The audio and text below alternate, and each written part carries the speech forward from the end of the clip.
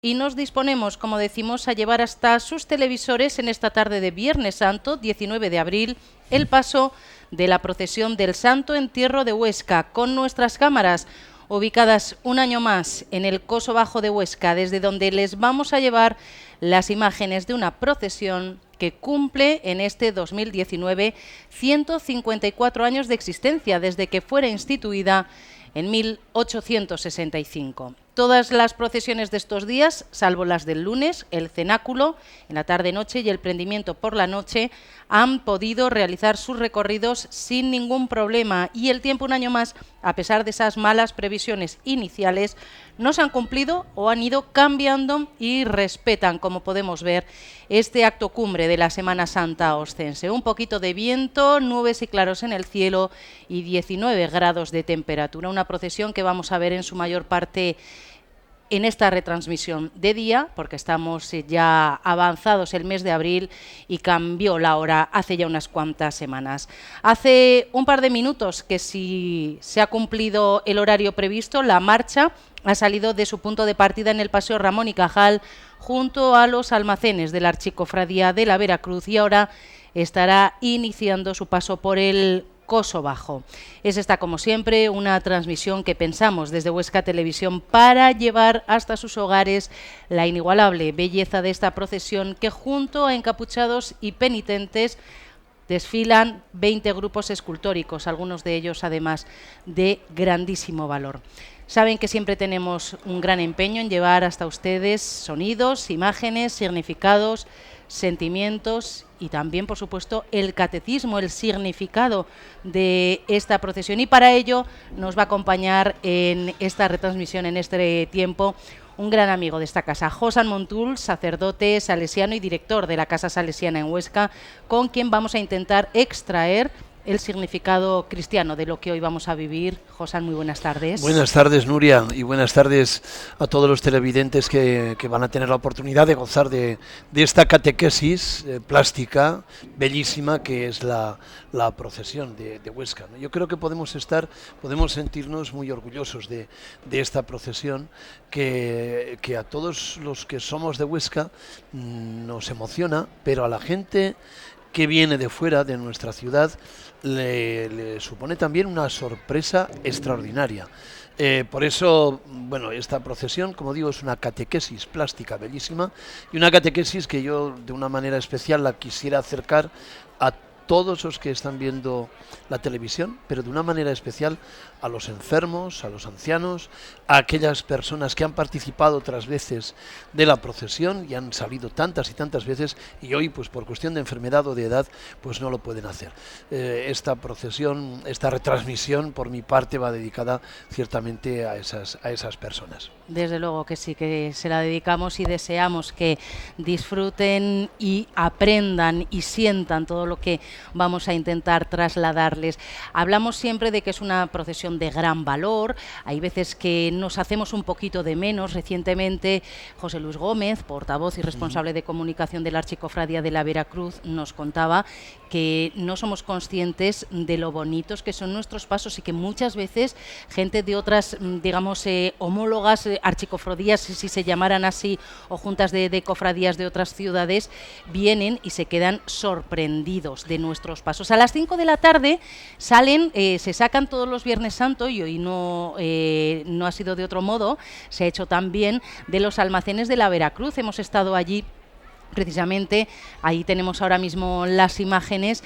Bueno, mientras se van preparando, todos los cofrades se van juntando en sus distintas cofradías al lado de sus pasos, y son esos momentos un poquito de reencuentros, de antes de cubrirse los rostros con los capirotes.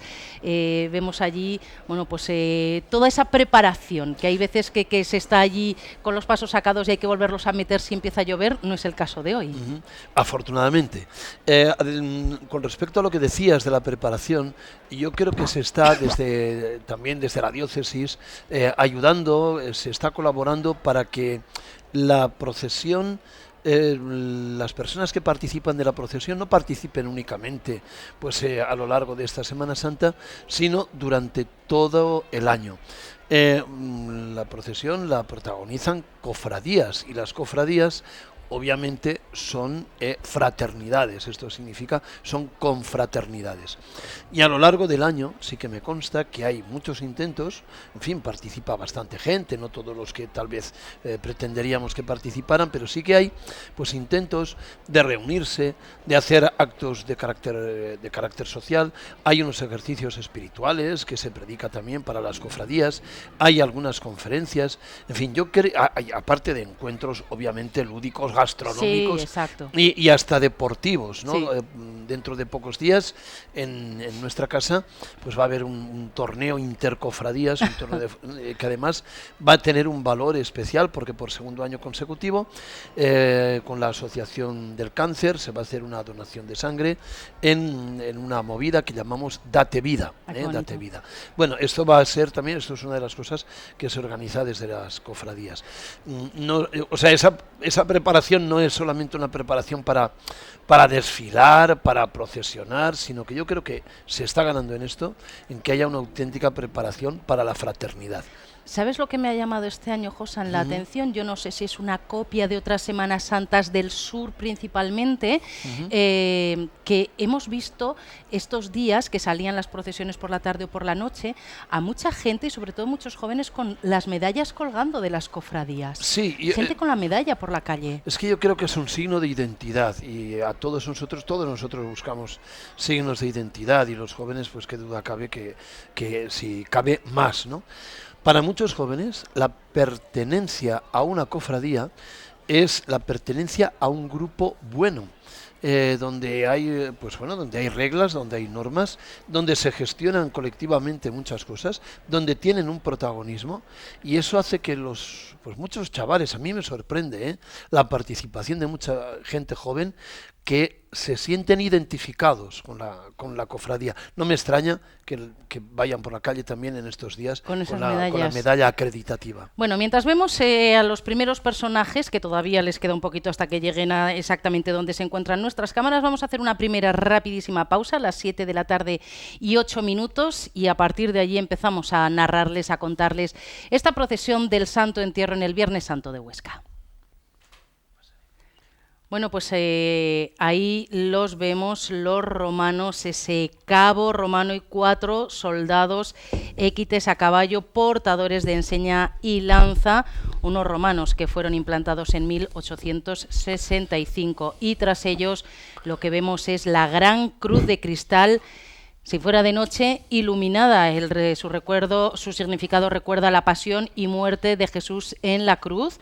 En esta ocasión es portada por miembros de la Cofradía del Cristo de los Gitanos. Cada año es un representante de una cofradía quien la porta. La cruz cuenta en sus 4 brazos, Josan, con todos los atributos de la pasión: el martillo y las tenazas, los clavos, la escalera, la lanza, los dados, el flagelo, la corona de espinas, un cántaro, la caña de hisopo con la esponja mojada en vinagre y una saca con dados. Sí, son todo objetos que en las diferentes narraciones de la pasión, en las 4 narraciones de los 4 evangelistas, van apareciendo. Los romanos entraron en el año 62, antes del nacimiento de Cristo, entraron en Palestina. En aquel momento había una expansión brutal del Imperio Romano y también penetraron hasta Palestina. Tenían un cierto, no respeto, pero tolerancia con la religión, si bien lo que hizo el general Pompeyo en cuanto entró fue entrar en el templo, profanarlo y llegar hasta el Sancta Sanctorum, que era el lugar donde consideraban que vivía el mismísimo Dios y al que solo accedía el sumo sacerdote una vez al año. Pompeyo dijo: aquí la única divinidad que vamos a reconocer va a ser la de Roma, y sometió pues a una dictadura terrible, feroz, al pueblo judío, que fue generando un odio tremendo contra aquellos invasores. Nos tiene que llamar la atención el que las palabras de Jesús de amor a los enemigos, del perdón, chocaran con lo que era la realidad de un pueblo sometido a Roma y sometido a la violencia permanente de sus dominantes, de los romanos. Bueno, pues la verdad es que es difícil hacernos a la idea de la situación que se vivía en aquel entonces, de extrema violencia Sí, sí. y de La vida dificultad. no valía, la vida Nada, de un ¿verdad? conquistado no valía para nada, ¿eh? Bueno, y la tortura, las galeras, las cruces, pues esto eran, Estas bueno, son las permanentes. sibilas, las 12 jóvenes que representan 12 profetisas paganas que anunciaron la vida, pasión y muerte de Jesucristo. Visten trajes apropiados al país que históricamente se atribuye su origen, 3 persas, 3 griegas, 3 africanas y 3 romanas. La verdad es que no son personajes bíblicos, pero sí que son de la literatura apócrifa a las que se les atribuye también pues una cierta profecía con respecto a la muerte de Jesús. Sí. Y llevan en la cabeza una corona dorada, rematada por una estrella que significa el don profético. Es curioso, hizo estos trajes Martín Coronas, pintor oscense, en el año 1915, y bueno, pues tuvo especial cuidado en darles todos los significados posibles. Estos son los personajes del Antiguo Testamento, desde Isaac, hijo de Abraham, hasta Abraham, Melquisedec, Moisés, Levita, Aarón, David, acompañado de su paje. Fíjate si es nuestra procesión es didáctica, que centra la figura de Jesús como el prometido en el Antiguo Testamento. Jesús es un hebreo descendiente del pueblo de Israel, de la tribu de David, y todos estos personajes, de alguna manera, catequéticamente se está diciendo que que ya han anunciado a nuestro Redentor, ya han anunciado a Jesús a lo largo de las páginas del Antiguo Testamento. Y tras estos personajes llega el coro de niñas y niños hebreos, acompañados del profesor, del director del Colegio de Santa Ana, Nicolás Becerra. Figuran en la procesión desde el año 1865 y representan precisamente a los niños hebreos que salieron a recibir a Jesús portando palmas y entonando cánticos al Salvador. Y vemos el paso de la entrada de Jesús en Jerusalén, la burreta, y además ahora sí que, Josan, la burreta, porque se ha eliminado a los dos hebreos, niños hebreos, que estaban a su lado, porque decían desde la Veracruz que no quedaban bien, que eran demasiado grandes, desproporcionados y demasiado feos. Es una cofradía, la de San José, que se formó a partir de la cofradía de los carpinteros y que además ahora desde hace ya unos cuantos años está adscrita, podríamos decirlo así, al Colegio de Santa Ana, con lo cual los niños y niñas, cuando dejan de ser hebreos, pasan a formar parte de este paso. La entrada de Jesús en Jerusalén, nos dice el Evangelio, que fue la entrada de un Mesías, una persona acogida como Mesías, y que la gente, la multitud, le cortó ramas de palmera, de olivo, y fueron a recibirle con palmas, gritando, pues, Hosana, bendito el que viene en el nombre del Señor. Pero cierto es que días después, también en la misma ciudad de Jerusalén, pues hay otra multitud, hay otra multitud que vuelve a gritar ante el mismo hombre. Crucifícalo. Crucifícalo, crucifícalo, a este no, suelta a Barrabás. La palma es por eso un signo del martirio. Fíjate, por ejemplo, la imagen de San Lorenzo. Todos los mártires llevan la palma, la de San Vicente, que representa a los que han sido fieles a Jesús, no solo en el Domingo de Ramos, sino en el Viernes Santo. Hasta el final. Paso del escultor ostense Vicente Valles se realizó a cargo de la cofradía de San José.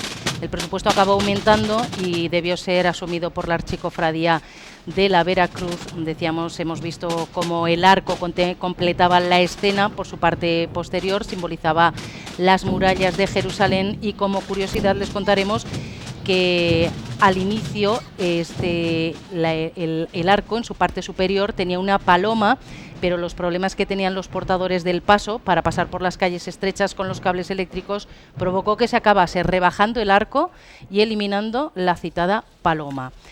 Aquí tendrían que ir los apóstoles, que hace años que no salen. Exactamente. Sí. Y llega la cofradía salesiana del Santo Cáliz, en este caso es al revés. Primero la cofradía, tu cofradía, Josán. Mi cofradía, sí, mi cofradía. Te puedo hablar, decir maravillas de mi cofradía, pero sería un poquitín injusto. Sí que me gusta decir que muchas personas de esta cofradía forman parte de otras actividades del Centro Juvenil, que ha celebrado una Pascua en Bruis recientemente, de la organización de la Pasión, la Asociación de Antiguos Alumnos, Hay aquí profesores del colegio, hay aquí monitores del Club Amigos, y hay muchos antiguos alumnos y muchos alumnos. Es una cofradía salesiana, es una cofradía que intenta a lo largo de todo el curso también pues vivir lo que representa, ¿no? La fraternidad que aparece en la última cena, que es la que, en fin, el paso que porta, del Santo Cáliz que porta nuestra cofradía. Siempre me gusta contar que llevan esos 12 estandartes que fueron pintados, tiempo pasa, hace muchos años ya, por Antonio María Fernández Alvira. En realidad son 6 frases y 6 imágenes relativas a otros tantos momentos de la última cena, y las pinturas están basadas en dibujos de Martín Coronas que se encontraron en una carpeta de la Curia de Valencia. Fíjate. Y hace también años que Antonio restauró el paso. Exacto, cuando llegue el paso lo contaremos. Sí, sí, sí. Ahí están esos dibujos en los estandartes. La priora de la Cofradía del Santo Cáliz es Josefina Murillo. Y tenéis además un grupo de tambores que se llama Luis Esteban Felipe. En honor al que fue durante años presidente de la Asociación de Antiguos Alumnos. Gran maestro en Almudévar, gran antiguo alumno, gran persona. Pues qué pena que este año, el lunes, fue el único día que el tiempo no respetó las procesiones y tuvieron que hacer en los porches del colegio, ¿no? En los porches se guardó el paso. Yo creo que hicieron alusión a lo de cofradía salesiana. A los salesianos siempre se nos dice que somos grandes improvisadores de situaciones. Y ahí improvisaron de una manera pedagógica estupenda, porque guardaron el paso en el porche y en cuanto dejó de llover convocaron a la gente y a la cofradía amiga que había venido desde Zaragoza e hicieron unos redobles estupendos y conmovedores.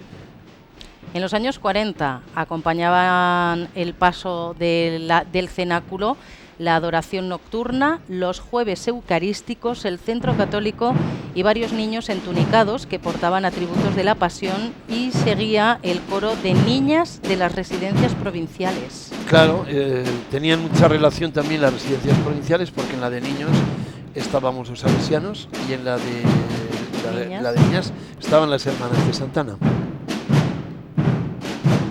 Cada lunes pues, soy testigo de cómo ensayan, de la tenacidad que ponen, de la organización que ponen para que salgan tan bien conjuntados estos redobles.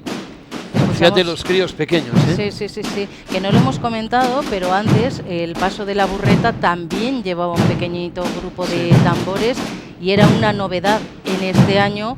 Esa cofradía de San José ha decidido también poner en funcionamiento ese grupo, que esperan que vaya creciendo. Tampoco aspiran a grandes grupos, pero que puedan acompañar su paso de un grupo de tambores. Es muy bonito. Aquí hay abuelos y nietos tocando, y eso es en la misma cofradía, y eso es muy bonito. Y vamos viendo al fondo el paso que figura en la procesión también como los principales pasos desde el año 1865, representando a los 12 apóstoles y a Jesús alrededor de la mesa celebrando la última cena. Es obra del escultor Cristóbal Mendoza, y hay que decir que este paso fue en su día costeado por el comercio de Huesca. Conserva el mismo formato, pero puede considerarse casi como un paso nuevo. Tuvo que ser reconstruido en 1943 después de haber sufrido un incendio provocado por manos criminales en el año 34. Es un paso hecho para verse con poca luz, y tal vez lo más destacado, han explicado siempre los expertos en arte, son las dobleces de los mantos. Fue restaurado hace pocos años por alumnos de la Escuela de Bellas Artes de Bilbao y, como decimos, está ligado totalmente al colegio Salesianos. Y en las últimas restauraciones también tuvo que ver, hace ya pocos años, Julio Luzán, que fue el encargado de rehacer los alimentos que se pueden ver sobre la mesa. La última cena de Jesús, algunos evangelistas la enmarcan en una cena pascual. Es una cena cargada de signos.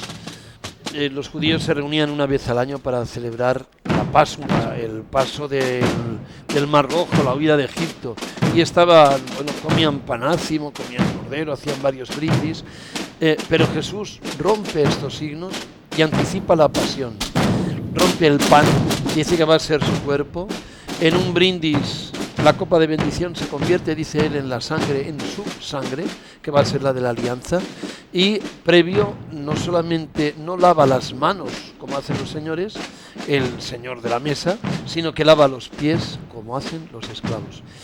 No entenderían gran cosa los apóstoles en ese momento, probablemente al día siguiente, al ver a Jesús colgando en la cruz, pudieron resonar. Cuando comprendieron. Pudieron entender algo, aquellas palabras sin duda que podían resonar. Qué pena, vamos a ver si hasta que lleguen a nosotros tocan los ministriles, porque estos personajes encapuchados de negro, que están a los pies del paso de la oración en el huerto, son los ministriles, que tienen un sonido tan absolutamente característico. Pues a ver, venga, vamos a esperar, sí. Ahí están.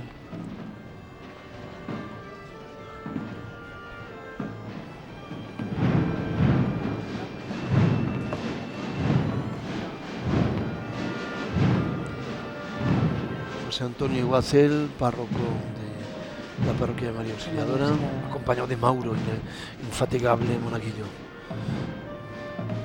Qué bonito.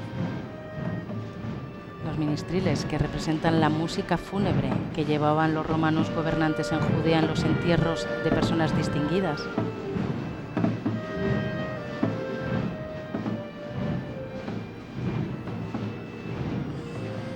Y el paso de la oración en el huerto, costeado por la Asociación del Apostolado de la Oración en 1907, obra de Tomás Marqués. La soledad de Jesús en Getsemaní tuvo que ser terrible. Los evangelistas nos cuentan cómo los discípulos que le han acompañado se duermen. La traición ya ha sido llevada a cabo y Jesús se queda solo. Qué tremendo. Hoy dicen los periódicos que en España hay muchas personas que están sufriendo de soledad. También ellos encuentran en Jesús un referente.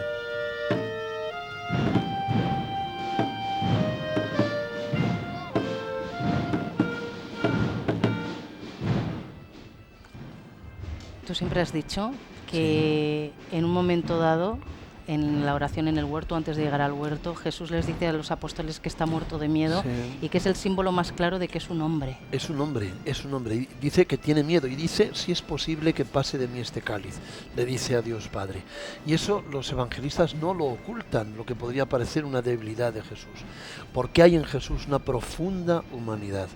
En Jesús está el ser humano, por excelencia. Llega... Es impresionante el primer Felipe Coscolla, el primer paso de Felipe Coscolla, la cofradía o el paso del prendimiento acompañado por la cofradía del prendimiento. Es el primero de él que sale de este artista grausino, pero fue el último paso que Felipe Coscolla realizó para Huesca siendo alcalde Vicente Campo. Es una representación cronológica de atrás adelante, prendimiento, Pedro cortando la oreja al romano, otros romanos gritando. En la peana se ve de frente a Judas antes de ahorcarse. Y es un paso que dicen los expertos que se ve perfectamente bien desde todos los puntos. Cristo con esa mirada serena, delgado, rodeado de personajes muy musculados y de gestos terribles con escorzos. Es una contraposición de la tranquilidad de Jesús frente a la maldad, un grandioso grupo escultórico que fue construido en Barcelona en el año 1930 a expensas del Ayuntamiento de Huesca. Yo creo que es un símbolo total del cristianismo. La fe en Jesús pues lleva a vivir con autenticidad y con serenidad la historia y a luchar contra el mal frente a los avatares terribles de nuestra historia representados en estos hombres violentos, ¿no? Mira, recientemente, hace 2 meses, nos han matado a un compañero, a un salesiano, en Burkina Faso, ¿no? Y eso sorprende la tranquilidad, no la tranquilidad, el miedo también, de la Iglesia que entrega la vida por los pobres desde la serenidad y desde la confianza en Dios, a pesar de la violencia que hay alrededor. Cofradía del Prendimiento con clarines y tambores. Su prior es Javier Tolosana, una compañía que fue instituida en 1930. Y llega a continuación la cofradía del nuevo mayordomo primero de la Archicofradía de la Veracruz, la de Jesús atado a la columna, cofradía vinculada con el Colegio de San Viator. A Jesús se le ata como a un animal, se le ata en una columna para ser fustigado, ¿no? Le detienen y es una detención absolutamente arbitraria, absolutamente injusta y nos tiene que sorprender, ¿no?, que un hombre de la bondad de Jesús aparezca atado. Atar a un hombre, como hoy esposarle, es reducirle la movilidad, querer quitarle la libertad, es hundirle como ser humano, ¿no? Jesús aparece atado, como se ata a los animales, como se ata a las reses, ¿no? Para no escapar, un hombre que se ha entregado y que no ha querido huir y que dará la cara hasta el final. Este es uno de los pasos más valiosos con los que cuenta la Semana Santa, la procesión del Viernes Santo oscense.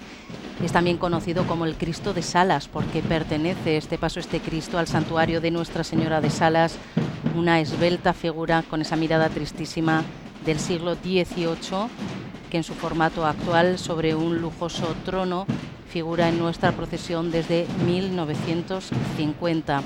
Es de autor anónimo y además de Cristo de Salas, también se le conoce como Jesús en casa de Caifás. La peana sobre la que se lleva este Cristo es obra de Larruy. Ciertamente es una auténtica maravilla y el comportamiento de la gente es fenomenal, ¿eh? En esto yo creo que hemos ido ganando muchísimo en Huesca y además es bonito que en una sociedad cada vez más laica, bueno, pues no sé si menos religiosa, eso no lo sé, pero que yo creo que hay un profundo respeto a esta manifestación de fe y de arte. Es de agradecer. Sí, ciertamente que sí. Que haya respeto a todas las creencias y a todas las tradiciones. Ciertamente que sí. Oh, mira qué bonito. Suenan carraclas, ¿no? ¿Es eso? Sí. No los he escuchado, comentaban el otro día el mayordomo primero, que es de esta José María Río, que es de esta cofradía, que habían recuperado también el grupo de cornetas. Fíjate. Las carracas, que muchos la recordarán, que se hacían sonar el Viernes Santo al callar las campanas para anunciar los oficios. Y que recuerdan los truenos el estruendo. El estruendo de la muerte y del miedo, ¿no? ¿Verdad? El Evangelio dice que el cielo se rompe y que cae, se oscurece. De alguna manera recuerdan eso. Yo recuerdo de crío haber estado por mi pueblo dándole vueltas a las carracas, anunciando que iban a empezar los oficios.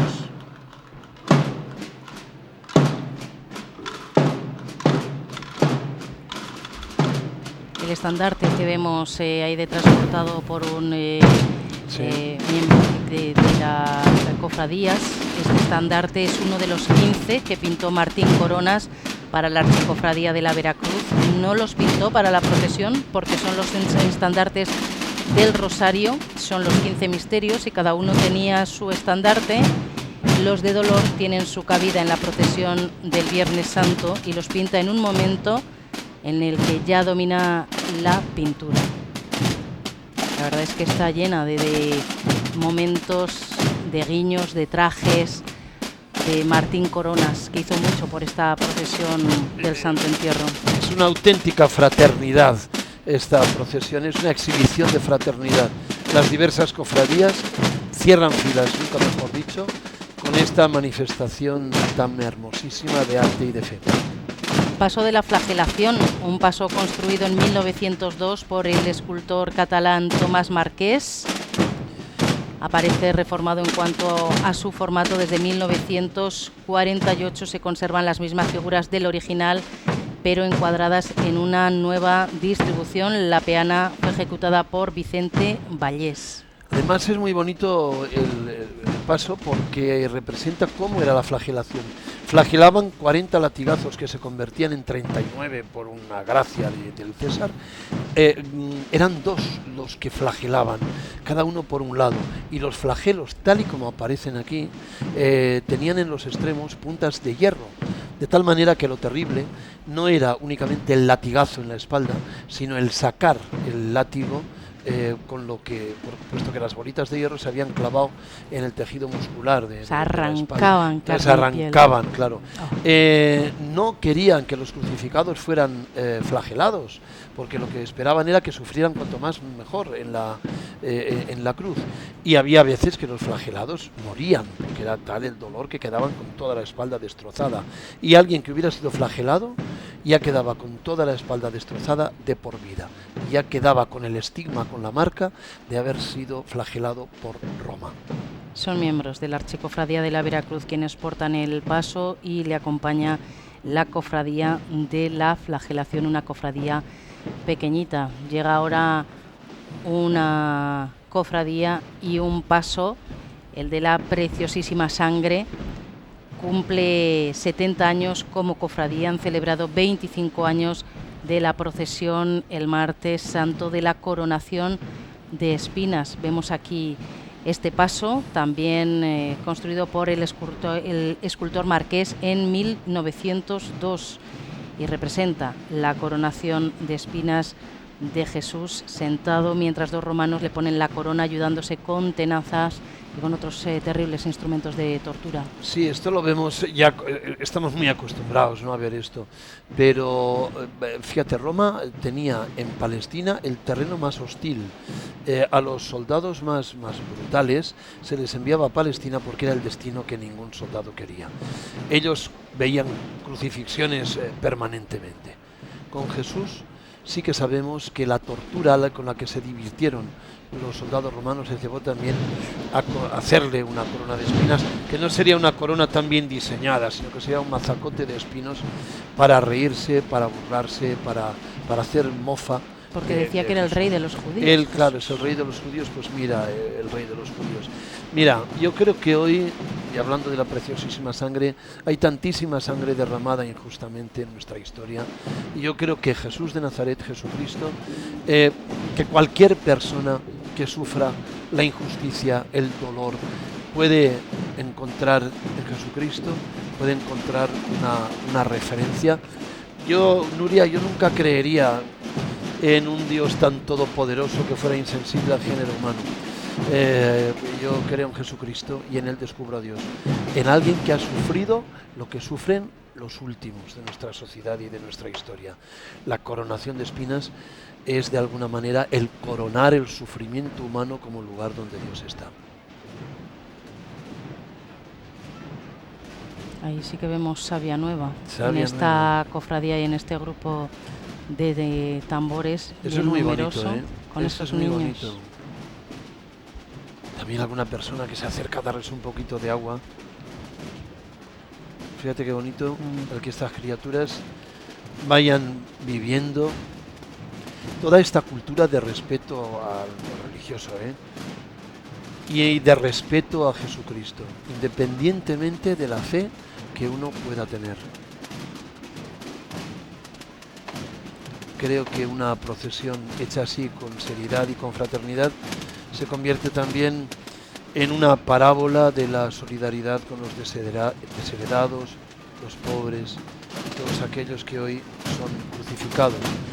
No podemos obviar, ni mucho menos, a los que viven la cruz de la inmigración, a los que viven la cruz del hambre, de la guerra, a tantas personas que tienen que huir a través del desierto, del mar, víctimas de mafias y de tantas y tantas injusticias para escapar de la guerra, y que son hoy los refugiados.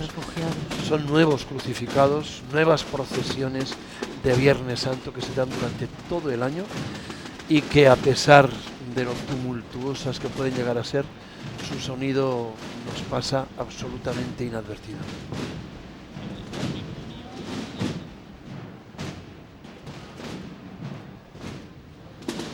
Qué bonito el sonido de los tambores en las procesiones y en la Semana Santa. Y qué maravilla la conjunción de todos. Oye, se dirigen ellos, se coordinan ellos, es maravilloso. Es que esta mañana yo hablaba con un par de representantes del Prendimiento para Radio Huesca, que hemos estado en el encuentro Sí. de bandas de cornetas y tambores ahí en la Plaza de López Ayo y me decían que llevaban más de 4 meses ensayando. Sí, sí, sí. Esta es una de las más numerosas hasta ahora de lo que hemos visto en cuestión de tambores.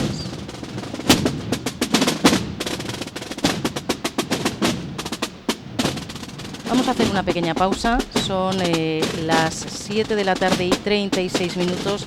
Estamos en Huesca Televisión disfrutando de esta procesión del Santo Entierro. A lo lejos vemos la cofradía del Santo Cristo de los Gitanos y vamos a disfrutar también de ese paso cuando llegue ante nuestras cámaras.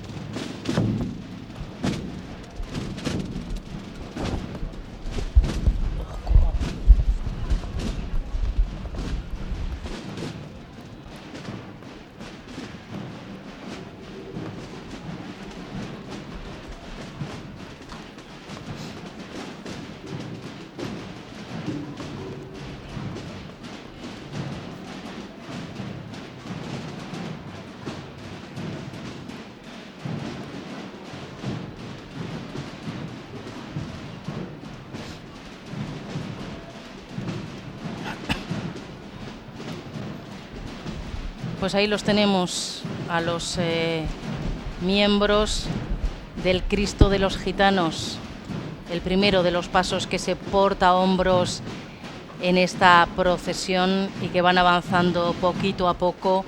24 costaleros son los encargados de llevar este Cristo, además con un paso diferente al que se portan, por ejemplo, el Nazareno o el Cristo del Perdón, el Cristo de la Esperanza, que son otros de los pasos que se llevan a hombros en esta procesión. En este caso, dicen los entendidos, bailan el paso. Es la cofradía más joven, fundada en el año 2008 y formada principalmente, pero no exclusivamente, por gitanos. Estamos ante un paso que representa a Cristo atado, una figura de madera tallada y policromada, un anónimo del siglo XVIII de estilo artesano de la Escuela Española Aragonesa, y representa el momento en el que Jesús, de pie, azotado, coronado de espinas, con las manos atadas y portando una caña como cetro, es sacado y mostrado por Pilatos a la muchedumbre. La peana fue realizada por Francisco Puello y Enrique Ara. Y es un paso, una figura de Cristo que se venera en la clausura del convento de Santa Clara. Es un paso de talla liviana y de factura popular. En lo que decía de la labor de las cofradías durante el año, pues esta cofradía ha tenido una semana cultural de la que he tenido el privilegio de presentarles una película, ¿no? Por eso es muy bonito que las cofradías vayan durante todo el año haciendo cosas, que en la vida de la cofradía no sea exclusivamente de la Semana Santa.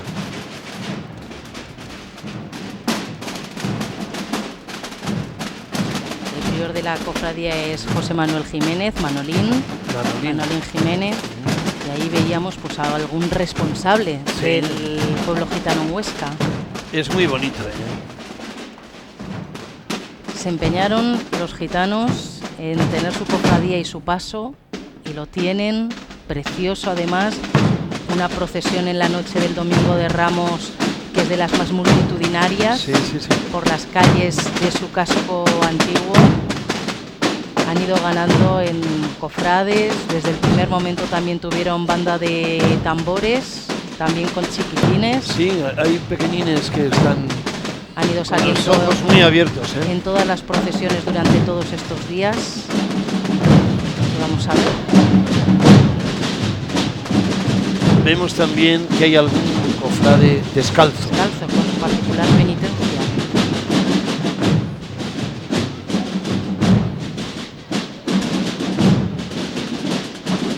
Y es muy hermoso el ver que todos están encapuchados, bueno, los niños no.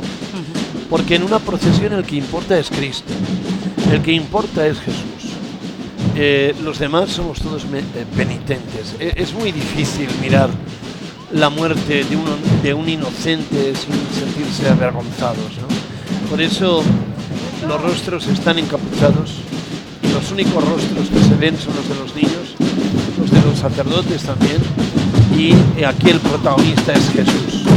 Todos los demás somos iguales, penitentes. Pensaba yo que igual algún gitano estuviera en el público, se lanzaría para una saeta, ¿verdad? Nos hemos quedado sin ella. Qué pena. Sí.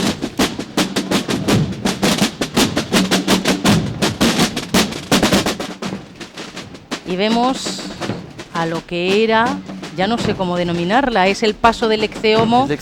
La cofradía del Ecce-Homo ya no existe como tal, es la cofradía de Santiago de Grañén la que acompaña desde el año pasado y este año ya en exclusividad este paso de Tomás Marqués de 1902.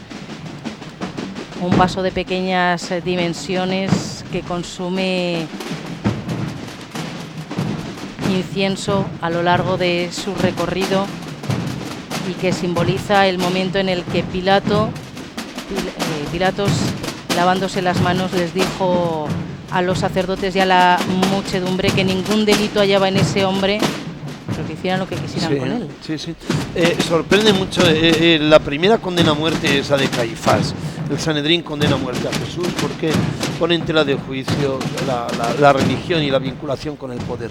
Pero el Sanedrín no puede matar a Jesús. La pena de muerte estaba reservada a los romanos. Y además el Sanedrín tiene intención de que se crucifique a Jesús, porque la cruz era la maldición de Dios sobre el que se crucificaba, tal como ellos la consideraban.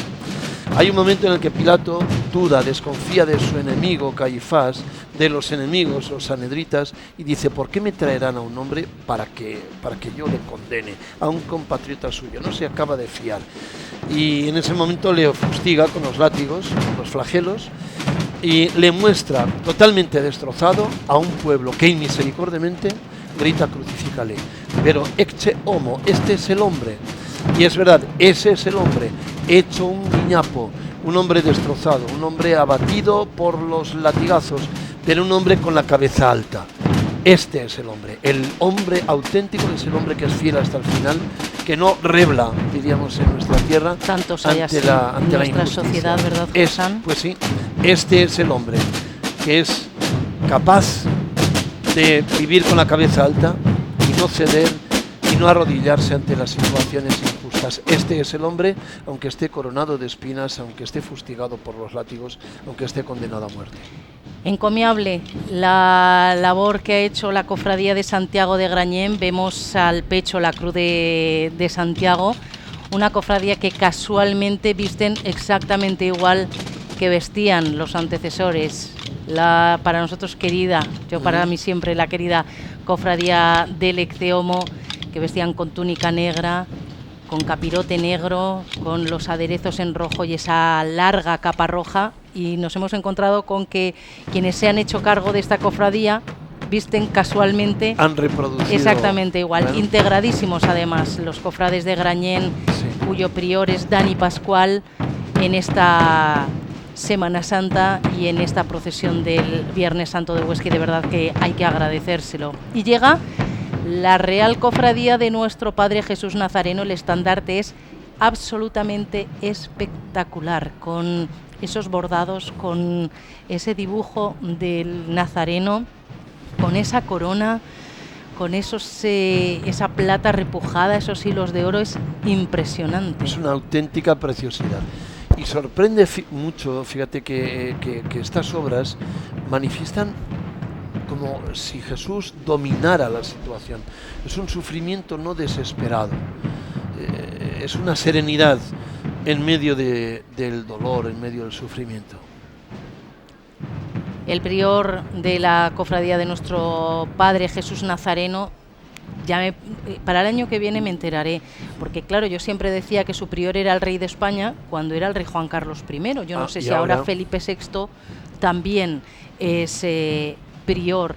Es una de las cofradías más numerosas, tiene más de 400 cofrades, evidentemente no todos ellos salen en la procesión. Su priora es Carmen Montori y además es una cofradía que cuenta con una Virgen desde 2016, María Santísima de la Salud y de las Lágrimas, que una serie de cofrades donaron a la cofradía, que se hizo en el puerto de Santa María por parte de los escultores Ángel Pantoja y Ana Rey, con el rostro y las manos en madera de cedro, y el diseñador y vestidor David Calleja, de esa misma localidad del puerto, fue el encargado de vestir a la Virgen con una túnica morada y un precioso velo de encaje adquirido en Francia. Este año la novedad es que se han consagrado como 2 capillas dentro del convento de la Asunción, donde se guardan tanto la Virgen María Santísima de la Salud y de las Lágrimas como el Nazareno. Pues se les han dedicado esas 2 capillas. Fue lo que hicieron este año. Celebró su 75 aniversario en 2014, es decir, tienen ya 80 años esta cofradía. Veíamos a la gente, a personas con niños pequeños, mirando con sonrisas, con respeto, esta hermosísima manifestación de fe. Mira, tú antes comentabas que a veces tienen que venir de fuera para decirnos a los de Huesca: oye, qué bonita es vuestra procesión. Nos está pasando también con todos aquellos que vienen a ver la Pasión, a los salesianos. Dicen: oye, pero lo que tenéis aquí es que es increíble, es que es inimaginable. Bueno, yo animaría una vez más a ¿Ya que... solo queda una representación? Dos. Queda una mañana a las 5 y pasado mañana ya la última a las 5. Pero vienen de fuera y nos dicen, oye, qué maravilla, qué bonito. Es ¿cómo que es lo impresionante. hacéis? Sí, la verdad yo creo que es un motivo para sentirse orgulloso también. Ya lo creo que sí. La cofradía de Nuestro Padre Jesús Nazareno, que se fundó en 1945 por un grupo de excautivos y excombatientes de la Guerra Civil. La gente en los balcones, Y al fondo viene caminando sobre ese lecho de claveles el Nazareno, un paso que figura en la procesión desde 1945 y que es en la actualidad esta preciosa imagen del escultor Fructuoso Orduna sobre una peana de nogal de estilo gótico. El trabajo se realizó en los bajos de la calle Modesto Lafuente de Madrid. Siempre contamos, porque es una curiosidad, que como modelo para el Nazareno posó un bedel de la Escuela de Bellas Artes de San Fernando de Madrid. Se llamaba Antonio, era un hombre muy corpulento y con unas manos enormes, unas grandes manos, como se muestran en la imagen. Es una talla de los nuevos imagineros, representa de forma tradicional a Jesús. Se ha optado además en este caso por mostrar a Jesús portando la cruz sin ser ayudado por el cirineo, mirada hacia las alturas, dedo extendido sobre la rodilla. En otras imágenes del Nazareno está la mano levantada y es además una figura que se sacó a concurso por parte de la cofradía. Participaron Vicente Vallés, José María Aventín y Julio Ferrer, y finalmente se decidió que lo hiciera Fructuoso Orduna. Los romanos querían que todos sus castigos fueran ejemplares y lejos de esconderlos, lo que hacían era exhibirlos para que la gente tuviera miedo y sintieran lo que era la permanente sumisión a ellos. A los crucificados se les obligaba a llevar la cruz, humillándose de una manera, siendo una auténtica humillación. Había 2 maneras de llevar la cruz, o bien con el travesaño, arrastrando el travesaño, como el paso que estamos viendo, o bien el travesaño, llevar toda la cruz, o bien llevar el travesaño superior solamente, ¿no? No está claro cómo lo llevó Jesús. Sí que la tradición nos dice que hay varias caídas, y sí que la palabra de Dios nos dice que pues las mujeres acudieron a echarle una mano, a ayudarle, porque era normal que después de los flagelos no pudiera llevar el peso de la cruz. Las cruces solían pesar 140, 150 kilos, porque eran de maderos muy largos para poder ser pues insertadas en el suelo. Vemos esa peana goticista, como decíamos, es una filigrana tallada en madera de nogal y encerada por Antonio Guarás Forga en los talleres de la carpintería de los hermanos Francisco y Agustín Arnal de Huesca en el año 1946.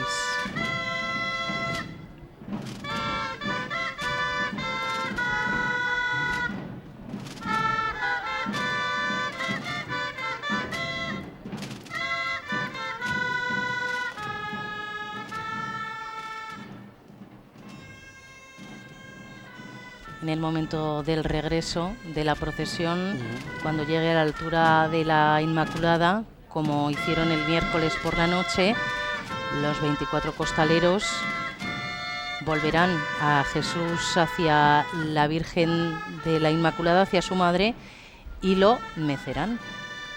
Qué bonito, ¿eh? Qué intuición tiene la gente para estas manifestaciones populares de la fe, estas catequesis artísticas.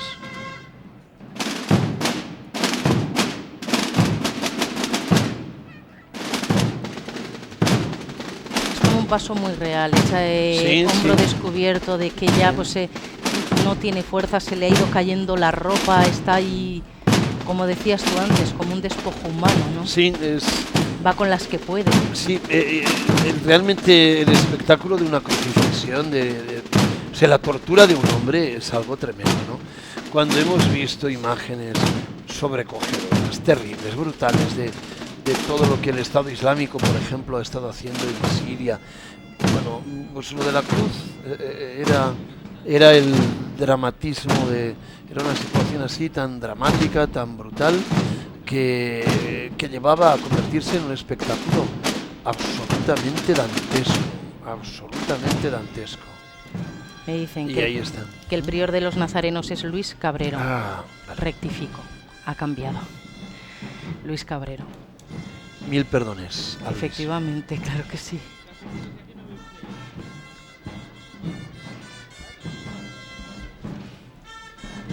Caída de Jesús en la calle de la Amargura. Un paso portado por cofrades de la Veracruz, acompañado por cofrades femeninas. Copia de Salcillo, construido en 1906 por Marqués, fue el primer paso de grandes proporciones que se incorporó a la procesión y representa a Jesús en el suelo tras haber tropezado por el peso de la cruz. Mira con angustia hacia arriba, lleva una terrible soga al cuello, un hombre estira de él para que se levante, otro levanta un palo en actitud amenazadora, le estira del cabello hacia arriba, un romano contempla la escena con rostro triste y un cuarto personaje, Simeón de Cirene, el cireneo, le ayuda con la cruz levantándola. ¿Le ordenaron al cireneo que le ayudara? Sí, en el Evangelio se dice que le piden, le ordenan, claro, a un Simón de Cirene que le ayude porque Jesús ya no puede. Hay que pensar una cosa, y es que para un judío tocar una cruz era una maldición. Un judío nunca podía tocar un instrumento, un patíbulo de tantos compatriotas. Por eso el mérito de Simón de Cirene es muy grande. Ayuda a Jesús y él, en su fe, se contamina de toda la maldición que supone tocar una cruz. Hoy yo creo que habría que tener muy presentes a tantas y tantas personas que, como Simón de Cirene, tocan las cruces de hermanos que están sufriendo situaciones de penalidades y les echan una mano para compartir esas situaciones de cruz y de sufrimiento. Hoy sigue habiendo cireneos, sigue habiendo Verónicas, sigue habiendo gente buena que tocan las cruces para aliviar el dolor de los crucificados actuales.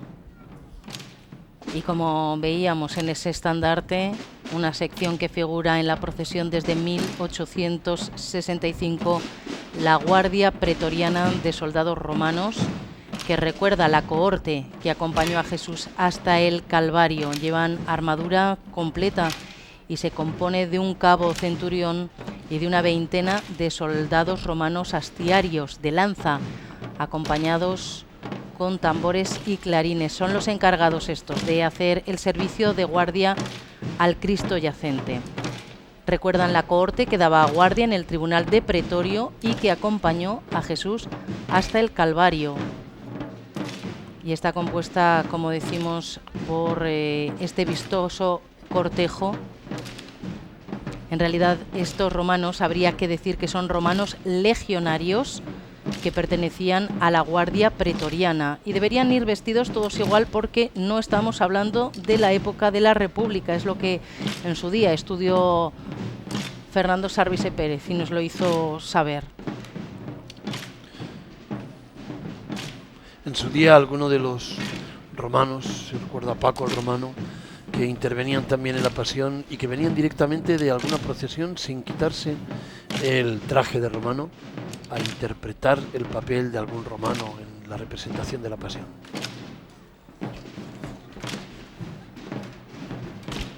Este personaje podríamos decir que se repite en la procesión natural, la Verónica, que lo porta siempre una chica con una tela en la que se ve marcado el rostro de Jesús y seguidamente veremos el paso de la Verónica. Ahí está. Talla del escultor Felipe Coscolla, fue construida en 1924. En 1952 apareció montada sobre una suntuosa peana. Hay que reconocer que todos estos pasos en los últimos años se les han ido eliminando todas las tulipas que les adornaban, que les iluminaban, y lo que ha contribuido a mejorar notabilísimamente su estética. Tiene un toque art déco, como la nariz que baja rectilínea, veíamos el escorzo, el vestido orientalizante. Según en su día contó el crítico de arte y pintor Fernando Alvira, parece que Felipe Coscolla quería buscar la representación de una figura completamente estática, pero en la realidad es la representación de un movimiento contenido. Fue el tercero de los pasos de Coscolla y es una figura simple, dicen las historias, porque no había dinero para más. No es un personaje bíblico, no aparece en el Evangelio. La Verónica es una tradición apócrifa, pero hay una profunda intuición, porque lo que sí que nos dicen los Evangelios, que las mujeres acompañaban el Vía Crucis de Jesús. Y es muy significativo el que en el Evangelio las mujeres aparezcan como mucho más entregadas y valientes que los hombres, que son los que huyen, los que escapan y los que no dan la cara. Las mujeres llegan hasta el final de la cruz y son las que acompañan en el Vía Crucis. Cuando dices hasta el final es hasta los pies hasta mismos los de la pies, cruz, donde están los pies. La Virgen y María Magdalena, María Magdalena y María de Cleofás. Luego diré alguna cosa también de las mujeres al pie de la cruz. Aquí vemos la enclavación, un paso el más voluminoso de Huesca, emotivo paso de grandísimas proporciones, de nuevo también obra de Felipe Coscolla. Fíjense que desde que se inauguró en 1929, se estrenó, hasta 1941 fue llevado a hombros. Madre mía. Y dicen que es uno de los pasos más valiosos de cuantos discurren por Huesca estos días. Es el penúltimo que hizo Felipe Coscolla y comparte con el resto de pasos el vigor de la musculatura en sus imágenes. Cuando lo talló, hay que decir que ya era un imaginero de fama nacional, y en este caso el autor logró que la figura central, Jesús, tumbado en la cruz al que están enclavando, perdiera protagonismo a favor del resto de figuras. Varios soldados trabajan ahí clavando sus manos y pies a los maderos, y detrás de la escena, sobre un montículo, un centurión romano porta en su mano el símbolo del Senado y del pueblo romano y levanta su brazo desafiante. Clavar la carne humana en una cruz era una tarea de expertos. Había aguerridos soldados romanos que se mareaban clavando esto. Había que clavar los clavos en las muñecas, que no en las palmas de la mano, para que no se desgarraran a lo largo de la crucifixión. Es un tormento ciertamente diabólico. Es un paso ciertamente muy triste, porque está allí Jesús, vuelve la cabeza hacia su derecha y está mirando a San Juan, a la Virgen y a María Magdalena, que está oculta detrás. Y hay que decir que los buenos, valga la expresión, tienen figuras y expresiones muy dulces, Y los malos todo lo contrario. Los malos, muy malos. El sayón que está vuelto a la escena. María Magdalena aparece detrás, ¿verdad? Detrás de Juan.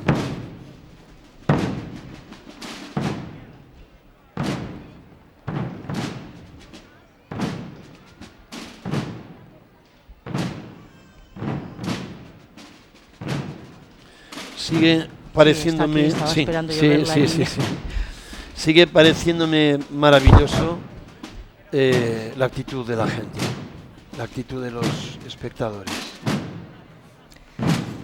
Las 7 palabras. Sí, Josan. Las 7 palabras que tradicionalmente dice Jesús durante pues, su martirio en la cruz. Los crucificados gritaban, se ahogaban, pero el Evangelio le atribuye a 7 palabras de Jesús. Mira, a 7 palabras en la cruz. Si tuviéramos que quedarnos con dos capítulos del Evangelio, nos tendríamos que quedar con los de la Pasión. Si quisiéramos quedarnos con 7 frases del Evangelio, nos tendríamos que quedar con las 7 palabras. Padre, perdónales, porque no saben lo que hacen. Te digo que hoy estarás conmigo en el paraíso. Mujer, he ahí a tu hijo. Dios mío, ¿por qué me has abandonado? Esa es tremenda. Tengo sed. Todo está cumplido. Padre, en tus manos encomiendo mi espíritu. Toda la vida de Jesús se resume en estas 7 frases, que tradicionalmente llamamos las 7 palabras, en las que hay una llamada al perdón en medio del odio, al amor en medio de la virulencia, a la esperanza en Dios en medio de un mundo material, a la solidaridad con los pobres, a la acogida hasta el final, acogiendo al otro crucificado con él. La verdad, y a una confianza total en un Dios desconcertante que permite la muerte de los inocentes. Yo creo que toda la vida de Jesús, todo lo que se cuenta en los evangelios, está resumido en la pasión. Y aún me atrevería a decir que está resumido en estas 7 palabras. Qué bien lo has explicado, Josan, qué sí, bonito. Hombre. Qué bonito. Bueno. Eres sacerdote. Bueno. Si tú no lo explicas bien, pero la verdad es que muy bonito. Son, en principio, salvo que haya variado algunas, son 7 mairalesas desde 1999. Son las mairalesas mayores o algunas de las mairalesas mayores de las fiestas de San Lorenzo las que portan estas cruces de cristal, que las antiguas se iluminaban con velas y databan del año 1864. La Archicofradía de la Veracruz las hizo nuevas hace unos años. Y dice, yo aquí en los escritos tengo, que vienen de una lectura integral de los 4 evangelios y que hay que mezclarlos todos para que salgan las 7 palabras. Sí, porque no están, hay algunas sí que se repite, pero no están todas, no están las 7 en los 4 evangelios, hay que mezclarlos. Oye, ¿el Viernes Santo siempre se lee el Evangelio de San Juan? La Pasión sí, y el domingo, siempre es la de San Juan, y el domingo de Ramos se lee la Pasión, pero bien la de Mateo, o bien la de Marcos, o bien la de Lucas, dependiendo de, cada 3 años se van renovando. Pero en el Viernes Santo siempre es la de San Juan. Curioso. El Calvario llega hasta nosotros, un paso del que, recordemos, hace ya 4 años se eliminaron las imágenes precisamente de la Virgen, de San Juan y de María Magdalena. Se vio que sobraban, eran más grandes que las otras, más grandes. Patrimonio dio permiso y se modificó el paso, quitando esas imágenes y modificando también el suelo, haciéndolo como si fuera realmente el Monte Calvario. En las filas va la Cofradía del Santo Cristo de los Milagros y San Lorenzo Mártir, cuyo prior es Félix Paraíso, y es un paso que se hizo entre los años 1902 y 1904 por el escultor Marqués. Resulta llamativo que días antes de cuando están subiendo a Jerusalén, Jesús hace un anuncio de la pasión y dice: mirad, el Hijo del Hombre será entregado, será escarnecido, será crucificado, pero al tercer día resucitará. Y 2 apóstoles, Santiago y su hermano Andrés, los hijos del Zebedeo, le dicen: oye, pero ¿nosotros dónde nos sentaremos? ¿A la derecha o a la izquierda? ¿Dónde tendremos junto al trono de Dios? No han entendido nada, no han entendido nada de nada. Bueno, pues aquí está el trono de Jesús, en la cruz. Y a la derecha y a la izquierda hay precisamente dos ladrones, dos excluidos, dos miserables. Y allí Jesús comparte la cruz con los últimos, con los excluidos, con aquellos que le reconocen como Dios, que reconocen el misterio de Dios en él, y con aquellos que no quieren más que blasfemar. Con ellos muere Jesús. El buen pastor termina muriendo no como pastor, sino como oveja llevada al matadero. El ladrón bueno, que le mira, el ladrón malo, suena muy infantil decirlo así, pero el ladrón malo a su izquierda vuelve la cara hacia el lado contrario. Sí. Siempre hemos dicho en esta retransmisión que nunca es tarde para rectificar y para reconsiderar la vida. Y hablando de que nunca es tarde, pues hay, ya sé que tal vez no toque, ¿no? Pero a mí me parece maravilloso, ya sabes que soy cinéfilo, lo que está haciendo Clint Eastwood, que ha pasado de hacer películas violentas y agresivas a películas pues muy profundas y muy hermosas. La última película, Mula, es una historia de reconciliación y de pedir perdón que me parece que es fenomenal en un anciano. Nunca es tarde. Y hay una frase, esta la tengo apuntada por aquí entre mis papeles de hace varios años, que lo dijo en su día el Papa Francisco, que Jesús nació fuera de la ciudad y murió fuera de la ciudad. Sí, esto no es ninguna cuestión baladí. Jesús nace entre los excluidos y muere entre los excluidos. Y eso es también pues un signo de lo que es el cristianismo. Hemos vivido muchos años en nuestro país en donde no ser cristiano suponía una exclusión y donde los cristianos a veces excluíamos a otros. Jesús fue un excluido y eso, yo creo que hoy ser cristiano es una apuesta también por los excluidos, por ir a contracorriente, por optar por los que nadie opta, sí, de estar fuera de la ciudad, de no estar nunca en el centro, sino en los márgenes, que es, por cierto, donde la historia se vive con más intensidad. Y donde es tal vez más cierta. Y sí, donde puedes enfrentarte con la humanidad plenamente, yo creo. Llega a nosotros una de las cofradías también más numerosas, relacionada con el barrio del Perpetuo Socorro y con esa parroquia, la cofradía del Cristo de la Esperanza, que porta el Santo Cristo de la Esperanza. El actual prior es Víctor Vílchez.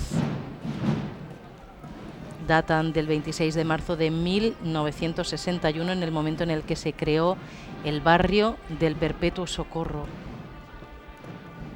Y en la noche del Viernes Santo, esta noche, concluida la procesión, se desplazarán hasta su parroquia, todavía en procesión, y ahí en la iglesia del Perpetuo Socorro levantarán el Cristo a su lugar de veneración. Saben que está habitualmente colgado sobre el altar, pues como cuando crucificaron a Jesús, con escaleras rústicas y con cuerdas. Lo volverán a colgar. Un paso llevado a hombros por un total de 18 cofrades.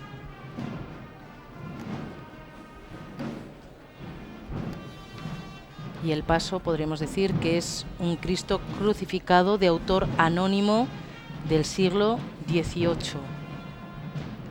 Cuando se hizo la iglesia del Perpetuo Socorro, el entonces obispo de Huesca, don Lino Rodrigo, y puesto al habla con el párroco de Santo Domingo, Mosén Demetrio Segura, decidieron que tal imagen que se hallaba en la sacristía fuera la que presidiera la nueva parroquia. Es una talla buena, dicen los expertos, en cuanto a la imaginería barroca. Sigue los parámetros del rostro del sufrimiento, el paño de pudor, simplemente con cierto movimiento, que es lo que le quita pasividad. Fue una talla restaurada en los talleres de Belloso de Zaragoza y se decidió que el soporte de la cruz original fuera cambiado por otro que en 2012 se sustituyó por una nueva peana realizada en 2012 en los talleres de Julio Luzán de Loporzano. No es de madera, es de poliestileno expandido sobre un armazón de aluminio. Pesa unos 450 kilos. Nada se ha inventado sobre la tierra más grande que la cruz. Hecha está la cruz a la medida de Dios, de nuestro Dios. y hecha está también a la medida del hombre. Hazme una cruz sencilla, carpintero, sin añadidos ni ornamentos, que se vean desnudos los maderos, desnudos y decididamente rectos, los brazos en abrazo hacia la tierra, el ástil disparándose a los cielos. Que no haya un solo adorno que distraiga este gesto, este equilibrio humano de los mandamientos. Sencilla, sencilla. Hazme una cruz sencilla, carpintero. Aquí cabe crucificado nuestro Dios próximo, nuestro pequeño Dios, el Señor, el enviado divino, el puente luminoso, el Dios hecho hombre o el hombre hecho Dios, el que pone en comunicación nuestro pequeño recinto planetario solar con el universo de la luz absoluta. Aquí cabe, crucificado, en esta cruz, y nuestra pobre y humana arquitectura de barro cabe crucificada también. Hazme una cruz sencilla, carpintero, sin añadidos ni ornamentos. Este texto del León Felipe es una auténtica preciosidad. Poco que añadir. Acabas de poner la carne de gallina. Bueno. Hemos tenido la suerte de tener el paso allí quieto. Sí. Y nuestro realizador Roberto San Pedro con nuestras cámaras iban sacando todos los detalles. ¡Qué bonito! Es que el poema es muy hermoso, ¿eh? Bonito, muy bonito. Es muy hermoso. Es de una sorpresa. Mira. No hemos tenido saeta, hemos tenido poema Sí, de León Felipe. Sí, no me veo cantando una saeta, ¿eh? No, pero el poema ha dicho poema, mucho. Sí, el poema es muy bonito. Y aquí el amigo Santiago Villacampa, párroco Jimmy. del Perpetuo Socorro, Jimmy. Nuestro querido profesor de religión. Y de matemáticas. Perdón, de matemáticas, de matemáticas. Sí, sí, sí. Catedrático de matemáticas en El tercero de instituto. BUP, cuando estudiábamos BUP. Tuvo la grandeza y la sencillez de acudir al Perpetuo Socorro dejando la cátedra cuando nuestro querido y recordado don Javier Osé se lo pidió. Cuánta gente buena en esa parroquia del Perpetuo Socorro. Mucha gente. Pienso en estos Mucha. momentos al queridísimo Carlos Barraca, Hombre, el queridísimo Carlos Barraca, Carlos, que se desvive qué cielo de personas. por sus vecinos, por los inmigrantes del barrio, por los pobres. Siempre ha sido una Él y parroquia tantos. emblemática, ¿eh? Sí. Además es una parroquia comprometida, Sí. activa. Mira, hablando de cine, yo la primera vez que vi El acorazado Potemkin, que era una película prohibida en España, la vi en la parroquia del Perpetuo Socorro. Mira. Porque también se apostaba por esto que decíamos antes, ¿no? Por esa marginalidad, por esa exclusión. Y bueno, yo la primera vez que vi la película, la vi allí, en medio de la prohibición, la cual cosa tenía su cierto morbo, también hay que decir, ¿no? Cofradía del Santo Cristo del Perdón, con la preciosísima y la más valiosa imagen de esta Semana Santa ostense del Cristo del Perdón, una cofradía que nació en 1929, formada por jóvenes ostenses. Su primer prior fue José María Lacasa.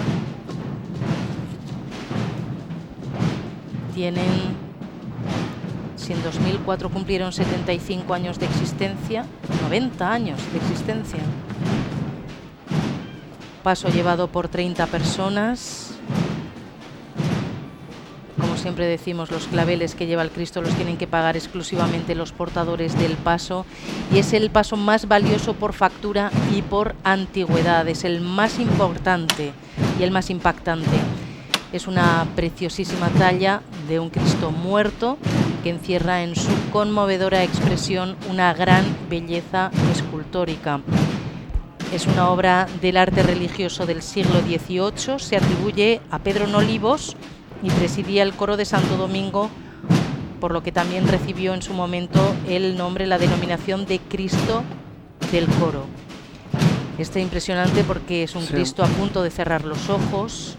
Se aprecian claramente las moraduras de las puntas de los látigos, que eran de acero. Tiene la lanzada en el costado, por lo cual interpretamos que está ya muerto. Las venas, qué bonito, ¿eh?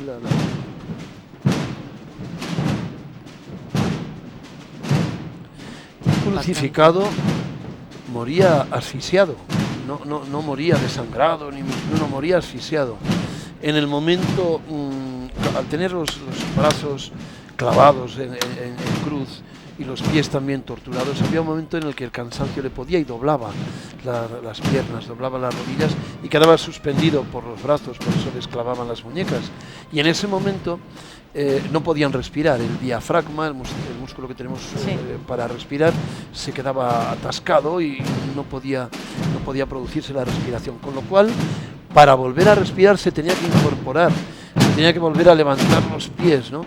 Sabes que en el Evangelio se dice que hay prisa por matar a Jesús y que los romanos le rompen las piernas a los ladrones para que ya no puedan levantarse y se asfixian, y Jesús ya estaba muerto. Y había muerto asfixiado, que era como moría todo crucificado. Es decir, mira, tenía que ser tal la tortura que el crucificado tomaba conciencia de cuándo iba a morir, cuando ya no podía incorporarse. Es decir, la lanzada fue una masa más. Sí, la lanzada es la certificación de que ha muerto. Y a los otros dos se les rompen las piernas precisamente para que no puedan incorporarse y ya se asfixian. Va en una riquísima peana de la que es autor Vallés, y este Cristo desde 1929 recibe culto en la iglesia de Santo Domingo y San Martín. Hay que decir que los varales del antiguo paso se trocearon y se vendieron el año pasado para sufragar la restauración del Cristo del Perdón en su iglesia. Es admirable la labor de las cofradías y de tantas personas voluntarias en mantener estos pasos con esa dignidad y esa belleza, y el cuidarlos y el buscar renovaciones. Yo creo que es una labor absolutamente encomiable. Paso de la Dolorosa, un paso precioso, nada que ver con todos los pasos anteriores. Es una virgen de tradición andaluza, tanto en lo que es la escultura del rostro y de las manos en sí, como la estética que acompaña el paso, con las flores y con las velas.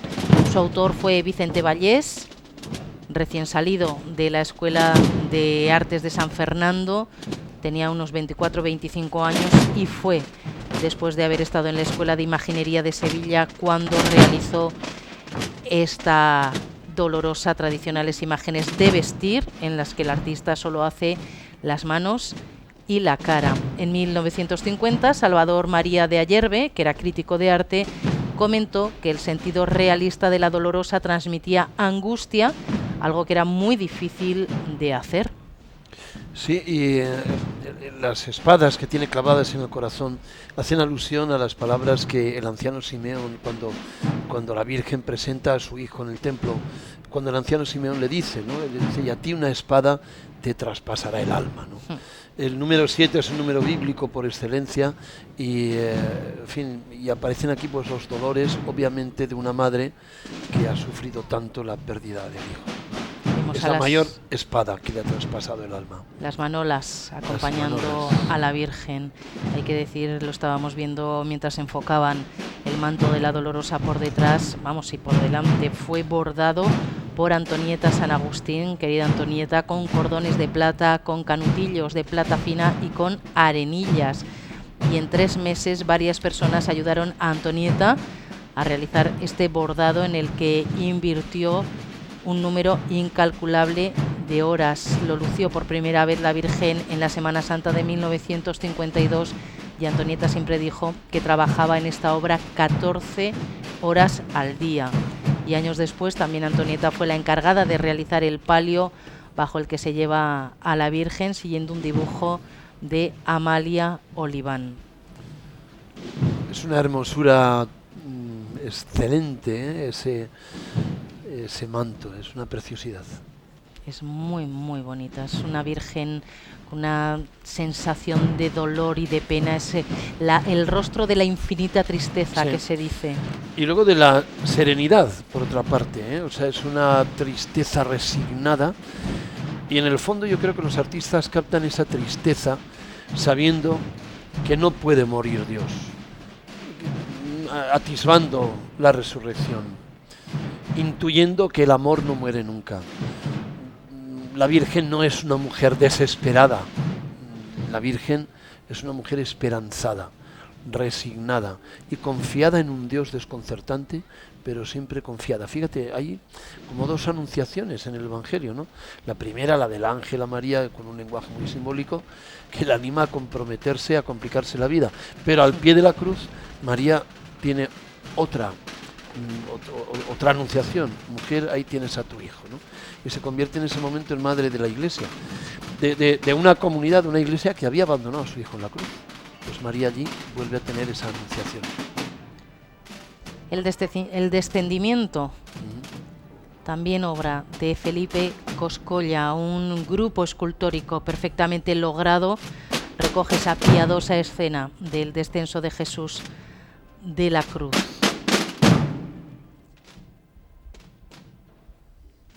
Aparece San Juan Evangelista, y aparecen también José de Arimatea y Nicodemo, que fueron los que lo son bajaron. los que le descienden. José de Arimatea cuenta el Evangelio que les regala una tumba nueva, y es que a los crucificados no se les enterraba, a los crucificados se les tiraba y se les quemaba, porque consideraban que eran malditos de Dios. De aquí que Caifás tuviera la intención de crucificarle, no únicamente de matarle, sino de matarle en una cruz.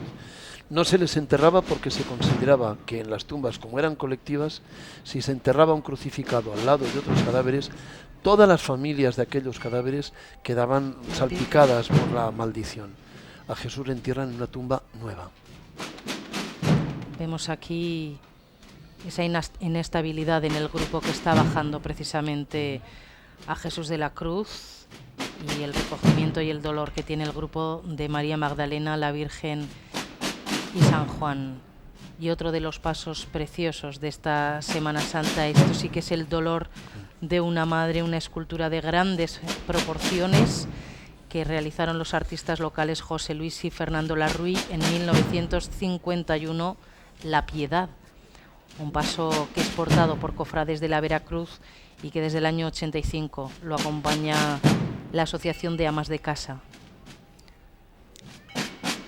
La Virgen bellísima sentada y apoyado en sus rodillas, Jesús ya muerto, es una imagen de gran tristeza. La Virgen llora y Jesús deja ver ya la herida con sangre coagulada de la lanza en su costado derecho.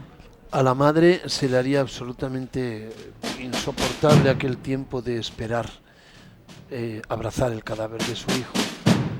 El sufrimiento de María, que antes lo decía, las mujeres cuando llegaban a la cruz se ponían en la parte de fuera de donde estaban los romanos, se tenían que poner de rodillas y se echaban ceniza por la cabeza y por todo el cuerpo para purificarse y para pedir perdón por el supuesto pecado que había cometido la persona crucificada.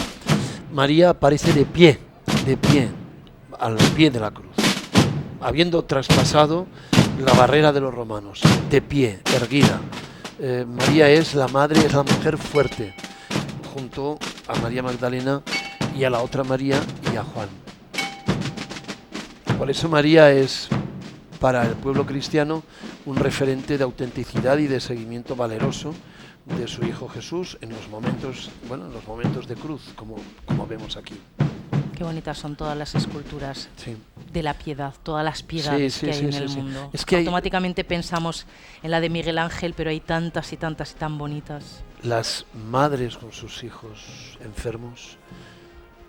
Veíamos hace un momento el pebetero de incienso que portaban esos niñitos, recuerda los entierros hebreos, donde era costumbre quemar el incienso, y aquí vemos el terno parroquial presidido por el párroco de Santo Domingo y San Martín, quien es además el prior de la archicofradía, Fernando Altemir, vistiendo capa pluvial. El vicario episcopal, Nicolás López. Este año el obispo Julián Ruiz está en Jaca, obispo de Huesca y Jaca, y veíamos el Cristo yacente, que le acompaña un piquete de la Guardia Civil y que es una magnífica escultura de los artistas José Capuz y su discípulo Eduardo del Pino, que fue estrenado en el año 1959, sustituyendo la antigua cama imperial construida en 1865 a cargo de Cristóbal Mendoza. La imagen del Señor difunto la construyó el maestro Celestino Villa Es madera policromada, mide 1,75 m y en las esquinas aparecen las imágenes de los 4 evangelistas narradores de la Pasión del Señor.